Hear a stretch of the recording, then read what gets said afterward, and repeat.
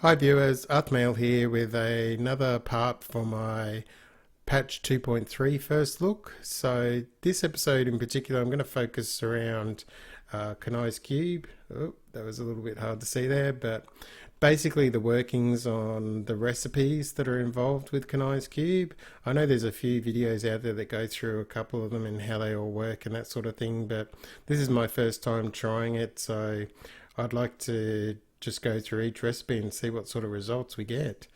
Having a look at Kanai's cube, it's very similar to the Heraldric cube from Diablo 2, although you're not carrying it on you, it's based back in town, and it has a few more, obviously, recipes and things that you can go through. The first part we're going to look at is the Archive of Talrasha, so extracting a legendary power. Now I did try this just briefly just to see how it would go before starting the video, and I was hoping to do it on a corrupted Ashbringer, but unfortunately it's not listed as an item that you can actually use. So when you click on the actual weapon slot, so you've got weapon, armor or jewelry slot, so when you click on the weapon slot you can actually see all the items that you can actually take their legendary powers from. Unfortunately the corrupted Ashbringer is not one of them, which is a bit of a pity because I think it would make for a pretty OP sort of build using that. But anyway, so for this particular one, we're going to have a look at extracting one of each. So we'll look at the weapon first, and I'm going to actually use the furnace. So we actually put in the legendary item, and then one of each of the bounty specific materials that you can get. We can actually put in all of them because it'll only consume what it needs to actually extract the power, as well as some death breath. So with those all combined, hopefully we should be able to hit transmute. We get a warning that it's going to extract the legendary power and consume the item. So we'll click OK. We can see that it's been extracted.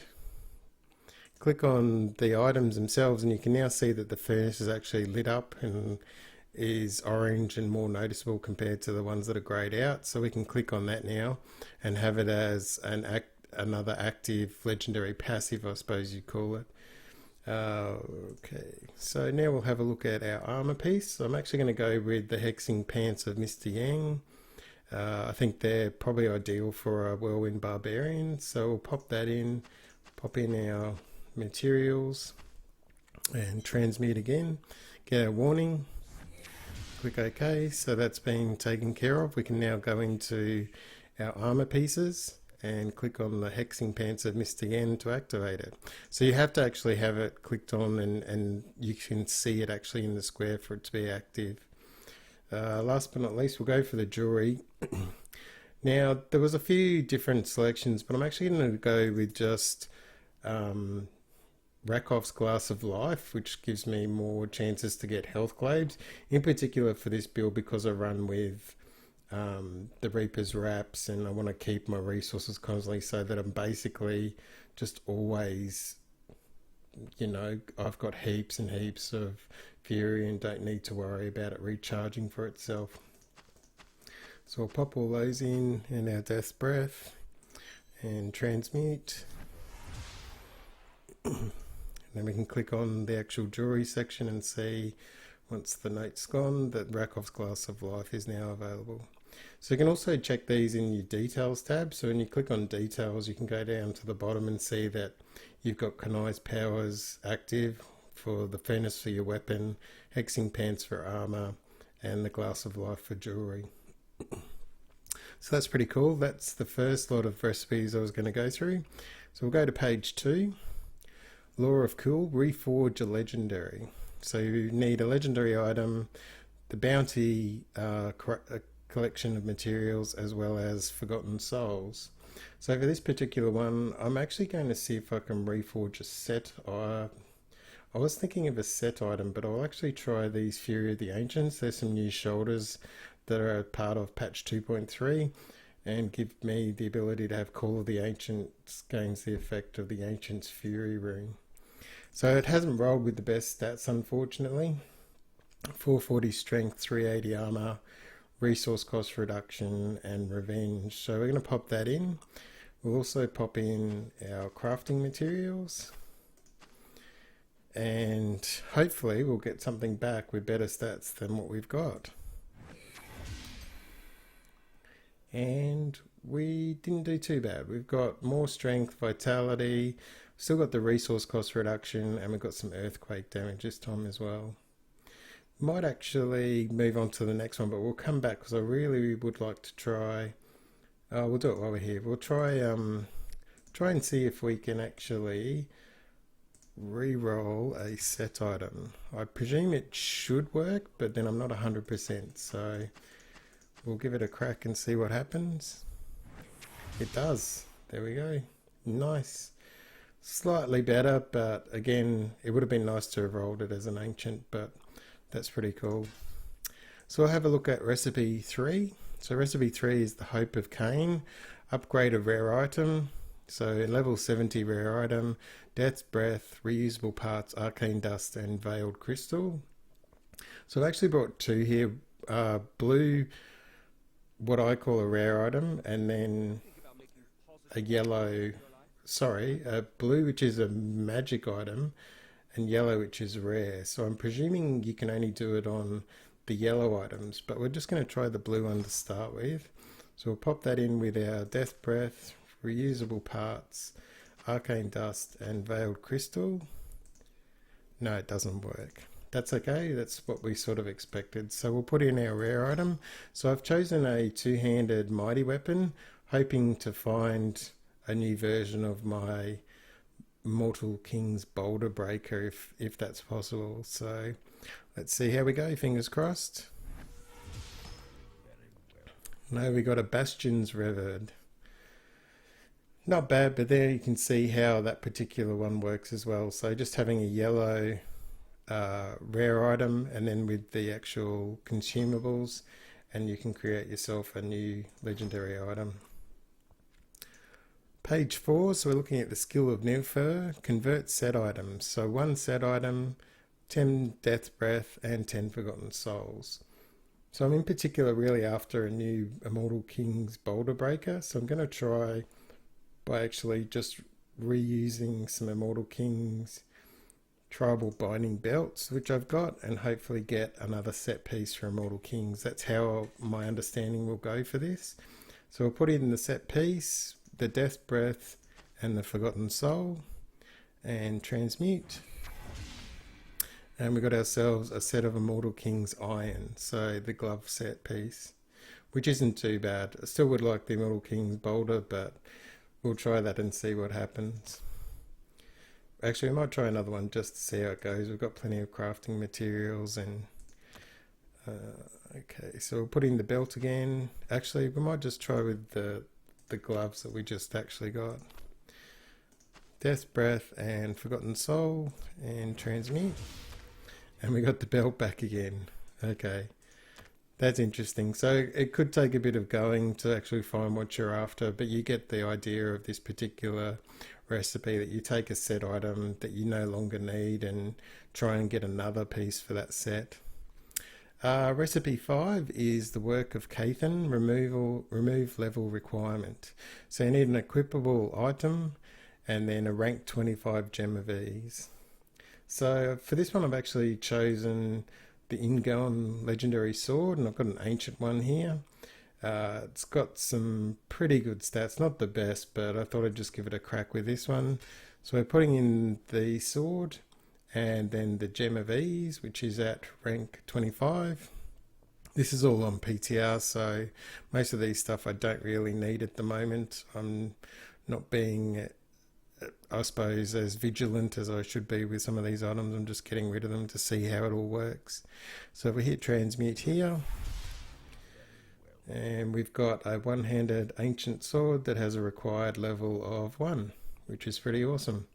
So that's how this particular recipe works, and I know it's not going to be used a great deal, but I suppose if you've got a level 70 character that you want to create an item for another character that you're going to just start and want to power through leveling and get through the levels as quickly as possible, that's probably what you would use it for. Moving on to recipe number 6. So this is the Darkness of Radamant, convert gems. So 9 gems of any type, plus one of the following: the essence of amethyst, emerald, ruby, topaz, or diamond. So these essences can actually be purchased from Squirt the Peddler in Act 2. She sells them, I think they're about 500,000 from memory. I went and got one earlier, so... And then depending on what sort of gem you're after. So in this particular instance, I'm going to be putting in 9 emeralds, flawless royal emeralds, and I'm going to use the essence of ruby to see if I can get 9 rubies instead. That's my understanding of how it works. So I'll pop both in. We've got the transmute ready to go, and we'll transmute. And yes, we've got 9 flawless royal rubies. So that works really well, especially if you've got, say you've been focusing on a barb and you want to move on to a wizard or something, and you want 9 topazes or whatever the case might be, you don't have enough emeralds, that sort of thing. You can use any grade of gem as far as I'm aware and just have that converted to the new gem of whatever essence type you choose. Finally, we've got Anger of Ibn Fard, I think that's how you pronounce it. Convert crafting materials. So you're taking 100 of one type of your crafting materials, a normal magic or rare equipable item, and Death's Breath. So I presume that the normal magic or rare item that you actually put in here is what will actually be converted to. So we're going to put in a whole heap of our veiled crystals, which we seem to have way too many of, and everyone's always after arcane dust. So we'll put in a magic set of braces, which is obviously in conjunction with the arcane dust. We want the blue items, so we want the blue arcane dust, and then the Death Breath as well. So once all 3 are in, we'll hit transmute, and hopefully we've got 4,429 arcane dust. We'll hopefully have 4,529. And yes, we do. So you can see how they sort of work with the recipes, in particular when you're trying to get some extra items, extra crafting materials, extra gems. It's going to come in really handy, I think. In particular, obviously, page 1s, when you're actually extracting the legendary powers, they're going to be the ones that actually do the best and are going to really help with the variety of builds that you can have out there at the moment. So while I was doing the actual bounty runs to collect the items, I also noticed some things a little bit different with the bounties, and I just wanted to show one to you while I was here. So when you're actually doing the bounties, and in particular if you get a boss kill, like in this particular bounty for Act 1, I need to kill the Skeleton King. Once he dies, like most baddies, they drop their loot, but they've now added in an extra chest that you can actually get, and I'm pretty sure that's going to be part of the game itself. So we'll just head in and I'll just show you what actually happens. I haven't actually fought the Skeleton King yet. I'm hoping this is going to be the case with this one, otherwise it's going to make a liar of me. Definitely happens with a lot of the other baddies that I've had to face, like Belial and Diablo and that sort of thing. I'm not sure if they're going to class this guy as a full baddie that you can actually kill and then have this extra chest actually appear. So once he's in the battle, we'll let him do his little immunity spin that he does to start with, and we'll get in there.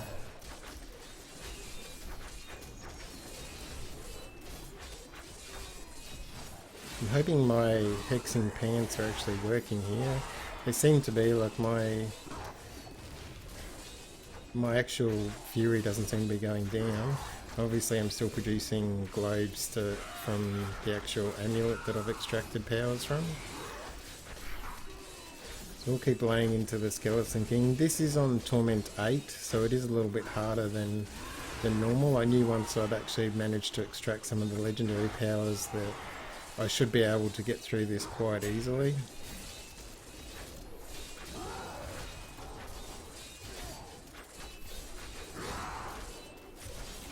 Keep laying into him. He's down to the last third. Again, this isn't the best build setup, and this probably isn't the best baddie to actually show you what actually happens, but I thought I'd give it a crack and see how it goes. Yep, so he's now dropped his loot, but they've also added in a Diabolic Hoard which is a new chest that you can actually get. Particularly, it seems to only spawn after you've faced off against a boss like Diablo or Baal, or as in this instance, the Skeleton King. Full of some pretty good loot though. I usually get a legendary, but I'm not going to get one this time around, so it must have known. But that's a little bit of a change that's also come into play. I've also noticed the new workings for reflect damage bosses. So when you face a reflect damage boss, only one in the group will actually reflect damage at any time. So just keep an eye on the new graphics and the workings for that. When the patch actually does go live, hopefully that's the way that the mechanics will still be. But anyway, this has been part 2 of my patch 2.3 look. Just had a run through obviously of Kanai's Cube and all the recipes and how they work in Kanai's Cube. And I'll have another play around with the PTR and hopefully have another video in the not too distant future. Thanks again for watching, and don't forget to subscribe for more upcoming Diablo 3 content. Catch you next time.